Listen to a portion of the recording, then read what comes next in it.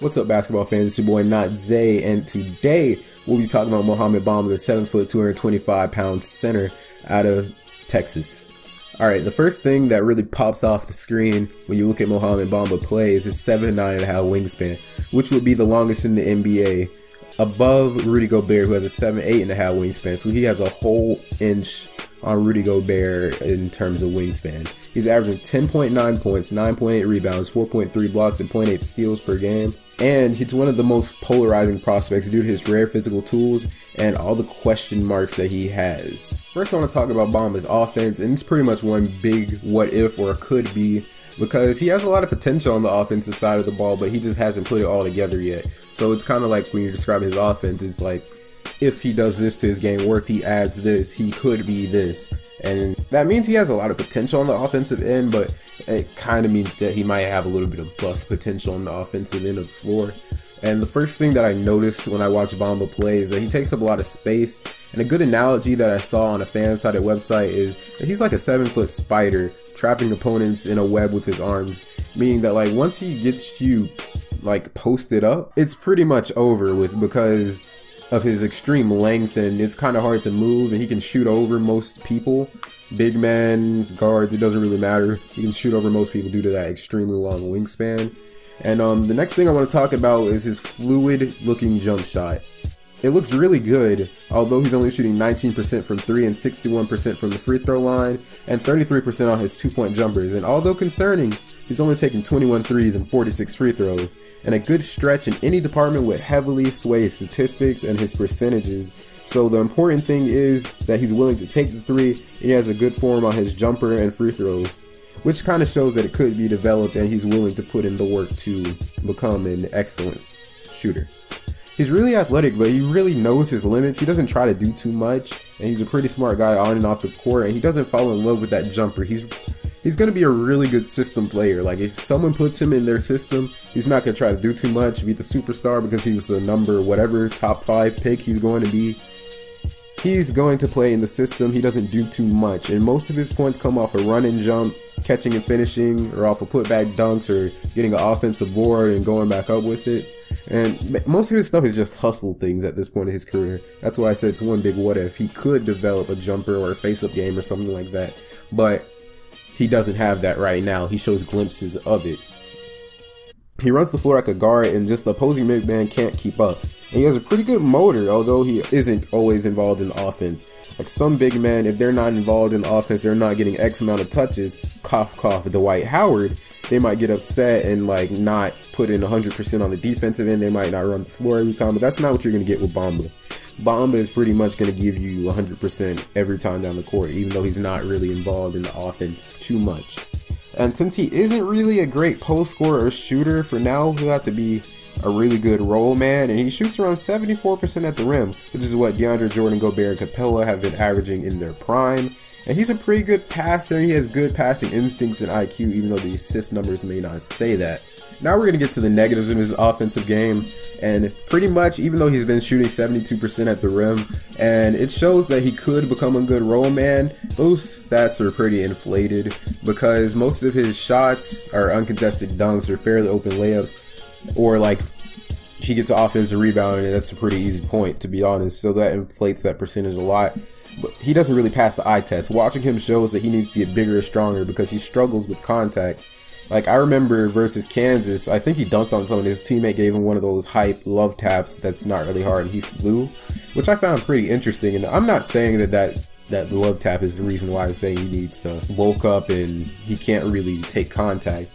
But that was just an interesting thing that I saw. And also, when they were playing Alabama, he got an offensive rebound, and like one guy just kind of pushed him barely, and he went flying into the crowd. It was kind of embarrassing. But he doesn't have enough touch or finesse to like really get his points on the post, and against length, most of his shots get effectively contested, and against strength, he can be bullied out of the paint, which is something that is not appealing for an NBA level center.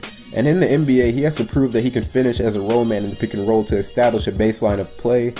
It's because like basically, if he can't be somewhat decent on offense, the NBA teams, they're not going to give him a long enough leash to work on his face-up / perimeter game, which could really unlock his potential. Alright, now it's time to talk about the thing that makes Bamba a potential top 5 pick. and that's his defense. So okay, you remember in Space Jam when Jordan stretched his arms out to win the game with that dunk? That's what Bamba's arms look like, cartoon animation excluded. So basically his arms are freakishly long and they could be compared to a cartoon. He averages 2.9 personal fouls per game, which is expected from someone so young with such physical gifts, meaning he's eager to get blocks. But when I watch the games, he stays on his feet often. He just gets blocks off of just straight up being longer than everyone else. He doesn't really jump.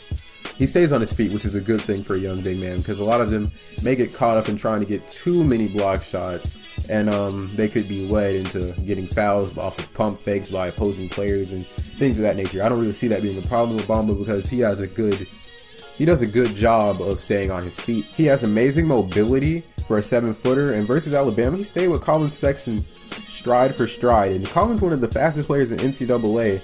And he ran the floor and threw down one of those NBA Jam-esque dunks he's capable of.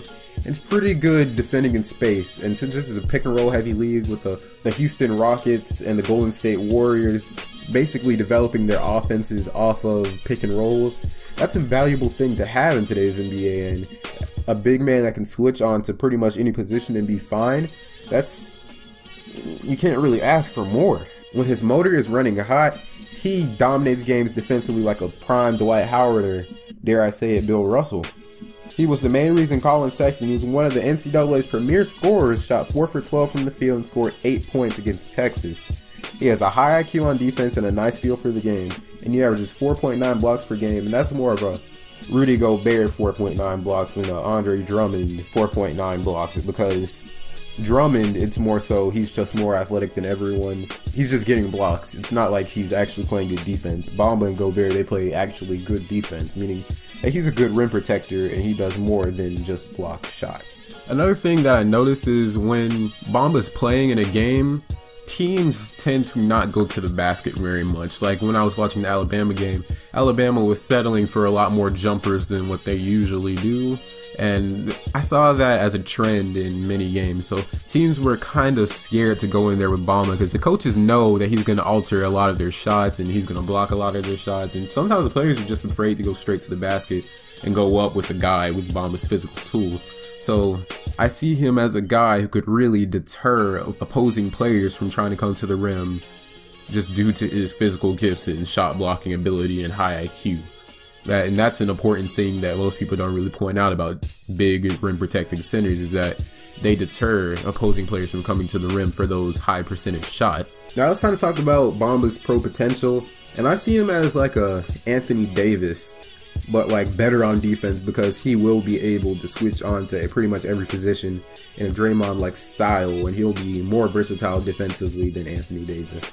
But that's only if he reaches all of his potential, and I'm not gonna lie, I don't think he's gonna reach those levels of good, even though he is a pretty hard worker.